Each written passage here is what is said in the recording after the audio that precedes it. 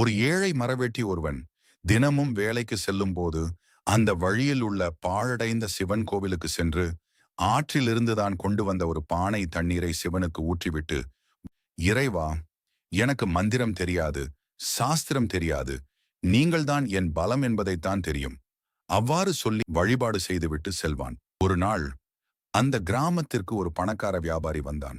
அவன் அந்த உடைந்த கோவிலை பார்த்து அதை புதுப்பிக்க முடிவு செய்தான். சில நாட்களில் பெரிய தீபங்கள் ஏற்றப்பட்டன. விசேஷ பூஜைகள் ஆரம்பமானது. மிகவும் விலையுயர்ந்த சமர்ப்பணங்கள் செய்யப்பட்டன. கோவில் பிரகாசமாக மாறியது. அதை பார்த்து அந்த மரவெட்டி மகிழ்ந்தான். வழக்கம் போல் சிவனுக்கு அபிஷேகம் செய்ய தண்ணீர் எடுத்து வந்தான். ஆனால் அதை கோவில் பூசாரி தடுத்து விட்டான். சிவலிங்கத்தை தொடாதே, நீ தூய்மை இல்லாதவன், இங்கே முறையான பூஜைகள் மட்டும் அனுமதி. அந்த வார்த்தைகள் அவனது இதயத்தை உடைத்தது.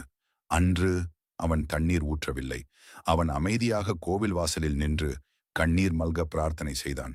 அந்த இரவு பூசாரிக்கு ஒரு கனவு வந்தது.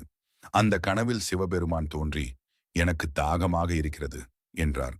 பூசாரி அதிர்ச்சியடைந்து சொன்னான், சுவாமி, உங்களுக்கு பால், தேன், சந்தனம், பழங்கள் எல்லாம் சமர்ப்பித்தோம் அல்லவா என்றான். சிவன் மெதுவாக புன்னகைத்து சொன்னார், எனக்கு பால் வேண்டாம், எனக்கு என் உண்மையான பக்தன் ஊற்றிய தண்ணீர் தான் தேவை என்றார். பூசாரி திடுக்கிட்டு விழித்துக் கொண்டான். அடுத்த நாள் காலை அவன் அவசரமாக அந்த மரவெட்டியை தேடிப் போனான். மரவெட்டி கோவிலுக்கு வந்தவுடன் பூசாரி அவன் காலில் விழுந்தான்.